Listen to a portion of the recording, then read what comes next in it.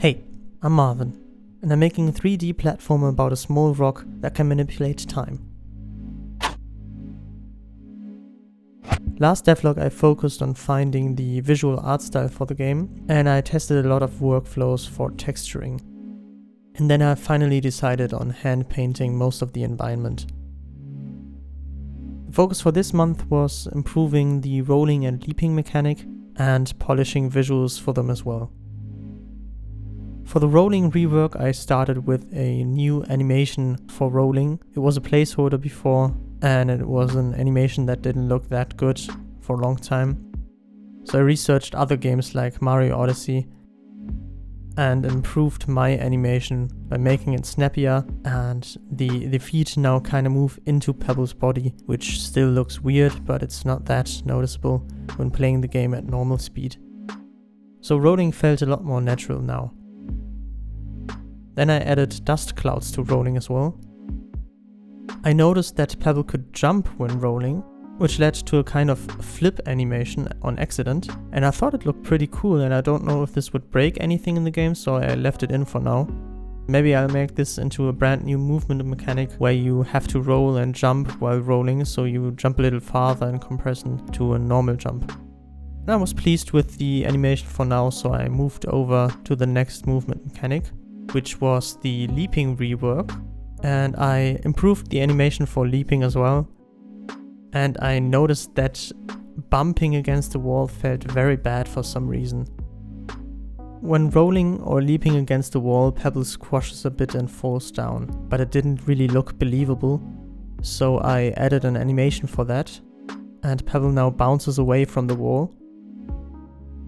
When falling from a high place, he also moves his feet back and forth to show that he lost control, and once he hits the floor, he lands on his butt and can't move for a short time. Then he gets back up on his feet and the player can continue. When implementing this, I found a bug where Pebble would forever slide through the whole world for some reason. It looked pretty interesting, but I fixed it eventually. And also when rolling from a ledge and hitting the ground, he would immediately stop rolling, which of course is not intended, so I fixed that as well. Now that I was happy with the rolling and leaping mechanics, I wanted to add more flair to them by adding visual effects. I had the idea to use 2D effects in a 3D world, so I began prototyping this. In the last devlog I used Procreate for texturing the environment. Some months before that, Procreate Dreams was published, which is animation software for the iPad. So I tested around with Procreate Dreams and started with small test animations. And I made frame-by-frame animations, so drawing one frame and seeing where it takes me. The good thing is I can always see what the last frame looked like with onion skinning enabled. So I imported it into Godot and made it so the effect is rotated correctly based on where the player hit the wall and where the wall is pointing towards. There was also a bug where Pebble just didn't feel like standing up again, but I fixed it pretty fast.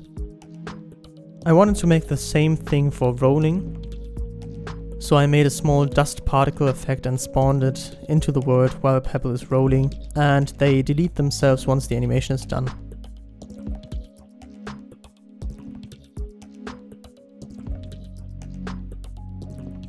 And finally, to make leaping more polished, I did the same thing here. It's a bit more stylized because of course it wouldn't make sense that dust is forming when you're in mid-air, but then again it doesn't even make sense that Pebble can jump in mid-air in the first place, so yeah, looks good I think.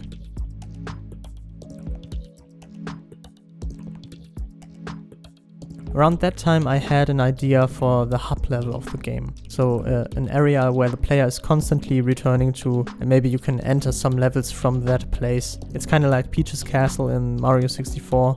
It could be a big sunken clock tower, and the more the player progresses the story, the more stories from the clock tower are revealed as well, which can lead to new levels. I was visiting the Museum for Film and TV in Berlin where I saw some old camera gear. I don't know what it is, but seeing how these gears turn and move each other really fascinates me. I didn't do anything with this idea yet, but I wrote it down so I can remember it when I finally make level design. I suddenly had an idea for a custom mouse cursor, so I scaled the pebble icon down and tweaked it a bit. And there you have it, an amazing mouse cursor shaped like pebble. After that I took notes for different platform ideas for the first level, and the theme for the first level was garden. So I wanted to make different platforms and objects that you could find in a garden or are somewhat plant-like. There could be platforms that can grow and develop leaves, and it could be a thing that the player can reverse and advance through time, but I also wanted it to work without the splinter system that I set up last time. So I made a new component called Animatable that works like this. I can make an animation that plays from 0 to 1 and make keyframes for different things like new positions or even functions that can be called in scripts. And this system works if I have an object where I need to set it to a specific point and it stays there forever, but it also works if I attach a splinter component so the player can reverse or advance the animation between 0 and 1. And I modeled the platform for that. This is how it looks in-game.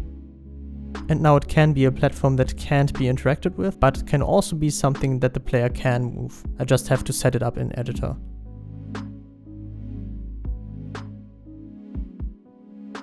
After that I took notes for some puzzle level design ideas, so I just wrote down the simplest form of a puzzle. That way I can make a level focused on platforming and sprinkle these puzzles in between platforming challenge for a change of pace.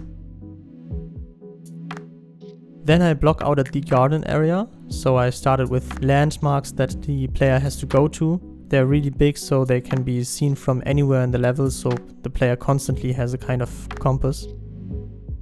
Then I block out at the puzzles from my notes earlier, and I want to attach these little areas to each other so they work as a huge level rather than small individual rooms. I also made some improvements to the splinter system that I made last time. Last time I made it so that the objects can move on a curve when reversing them, but I noticed that I only need that feature sometimes, and most of the time I just want to rotate the object. And with the curve workflow it was a pain, so I added the option to either use curves or just plain positions and rotations. The input prompts couldn't be seen from every angle, so I wanted to render them in front of everything on the screen, and I was glad when I found out that Godot has a perfect button for exactly that. I improved the interaction system a bit. Before, the current interactable always was the last interactable that the player moved into, which didn't work well when two interactables overlapped each other. Now I made it so that the nearest interactable is the one with the most priority. So you can move in between some interactables and the one closest to you is always the one that you will interact with. And I finally implemented something that was bugging me since the start of this project, and that is a step size for the character. I'll show you what I mean. When I was walking around the level and I was walking toward an object with a surface even slightly higher than the ground you are currently on, I would just move against it as if it was a big wall. But for small height variations like this, I want the character to be pushed on top of the surface automatically. And it took me so long to figure out what the problem was. While researching, I found out that there's a collision shape called separation ray shape in Godot, and it's not that well documented. And to be honest, I don't really know what it does and how I did it, but I got it working, and now Pebble can walk on the ground even with small elevations like this. And last but not least, I played some piano for getting fresh ideas for the soundtrack.